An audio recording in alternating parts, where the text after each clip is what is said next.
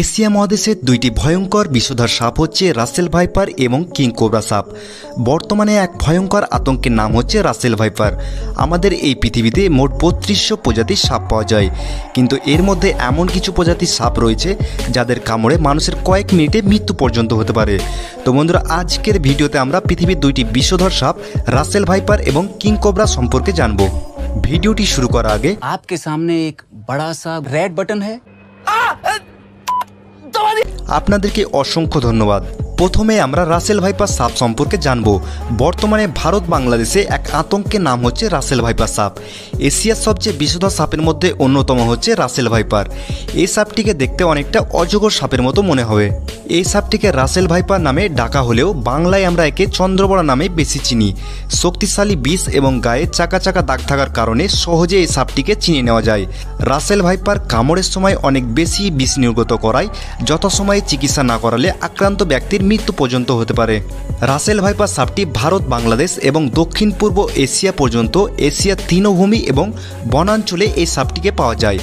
এই বিষাক্ত সাপটি শুকনো এবং আর্দ্র পরিবেশে বসবাস করে।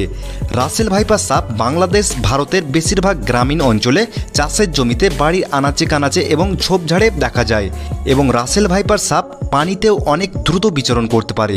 রাসেল ভাইপার সাপ অনেকটা মানুষের কাছাকাছি পরিবেশে বসবাস করতে পছন্দ করে। এরা অনেক ভালো গাছে উঠতে পারে। সাধারণত এরা খাবারের খোঁজে এবং সূর্যের আলো নিতে গাছে চড়ে বেড়ায়।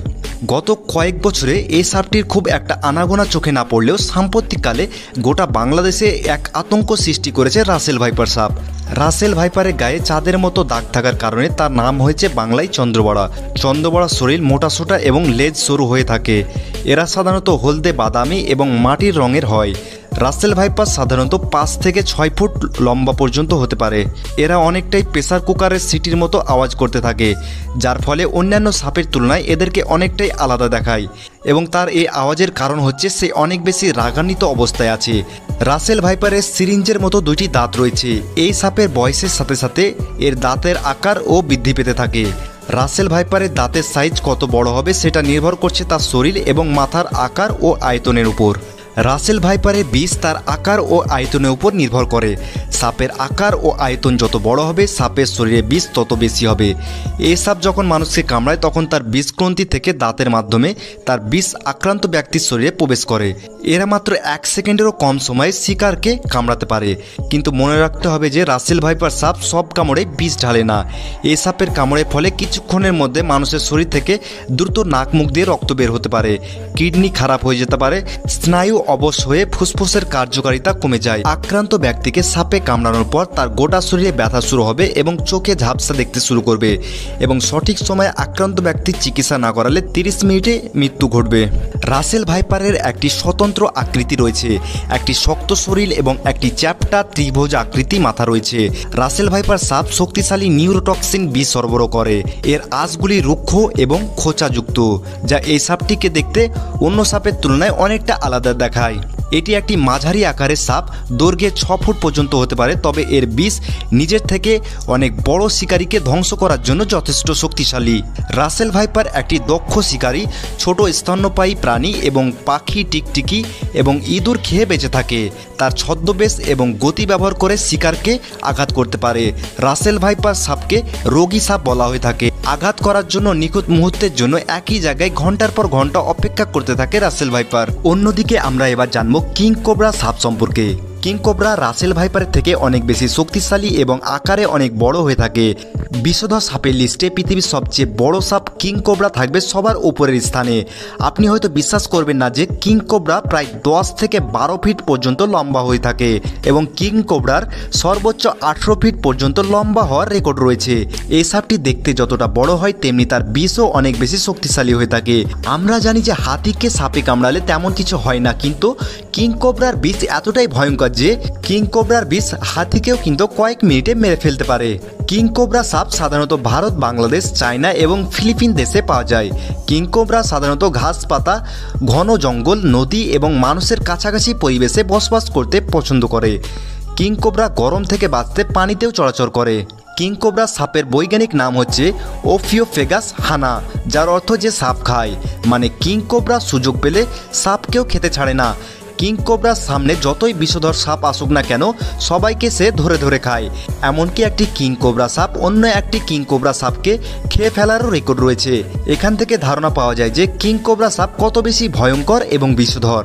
কিংকোবরা সাপ বিভিন্ন পরিবেশে বিভিন্ন রকম কালারে হয়ে থাকে, যেমন হলুদ, সবুজ, ধূসর এবং কালো ইত্যাদি কালারে পাওয়া যায়। অন্যান্য সাপের তুলনায় কিংকোবরা অনেক বেশি রাগী হয়ে থাকে। যদি হঠাৎ আপনার সামনে এই কিংকোবরা সাপ চলে আসে তাহলে আপনার অবস্থা কি হবে তা তো আপনি বুঝতেই পারছেন। এই সাপের কামড়ে কয়েক মিনিটে মানুষের মৃত্যু ঘটে। কিংকোবরা সাপ যতটা বড় হয়ে থাকে সে তুলনায় তার দাঁতও অনেক বেশি বড় হয়ে থাকে। কিংকোবরা সাপের দাঁত 0.5 ইঞ্চি পর্যন্ত হতে পারে। কিংকোবরা সাধারণত ইঁদুর, ব্যাঙ এবং বিভিন্ন সাপ খেয়ে বেঁচে থাকে। বন্ধুরা, কিংকোবরা সম্পর্কে একটি মজাদার কথা হচ্ছে এই সাপটি সহজে কাউকে কামড়ায় না। হয় আপনাকে ভয় দেখাবে বা সে নিজেই সেখান থেকে পালিয়ে যাবে। কিংকোবরা সাপ এত ভয়ঙ্কর হওয়া সত্ত্বেও সে কিন্তু লাজুক প্রকৃতির হয়ে থাকে, কারণ মানুষকে তারা ভয় পেয়ে সবসময় দূরে থাকতে পছন্দ করে।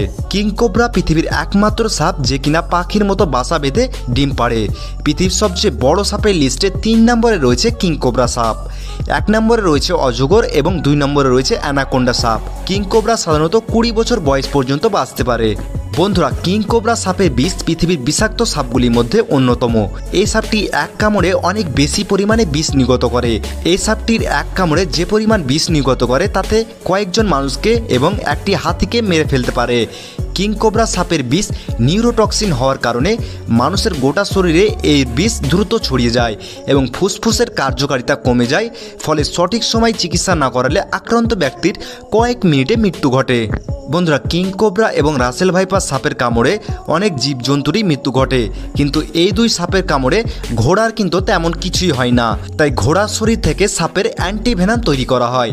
সাপের অ্যান্টিভেনাম তৈরি করার জন্য প্রথমে সাপের বিষ ঘোড়ার শরীরে নির্গত করা হয় এবং 3 থেকে 4 দিন অপেক্ষা করার পর ঘোড়ার শরীর থেকে অ্যান্টিবডি তৈরি হয় এবং পরবর্তীতে ঘোড়ার শরীর থেকে রক্ত নিয়ে সাপের অ্যান্টিভেনাম তৈরি করা হয়।